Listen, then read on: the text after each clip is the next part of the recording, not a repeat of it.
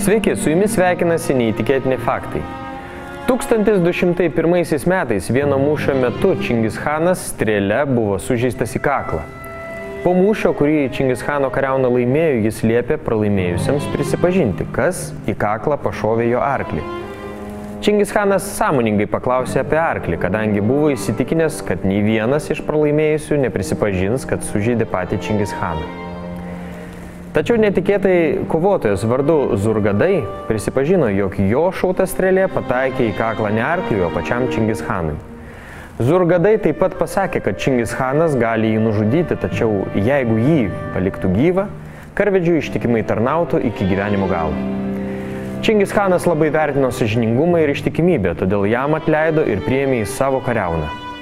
Zurgadai suteikė naują vardą Jebė, kuris mongolų kalboje reiškia žodį strėlė.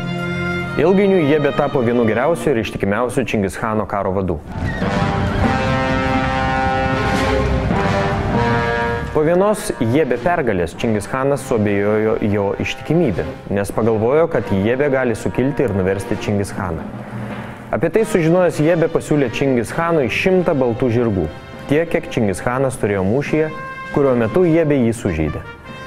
Tai buvo ištikimybės ženklas. Čingischanas daugiau niekada neabejojo Jebė ištikimybę. Ačiū žiūrėjusiems. Visas neįtikėtinų faktų laidas rasite internetinėje televizijoje betabu.tv. Taip pat kviečiame mus sekti Facebook'e.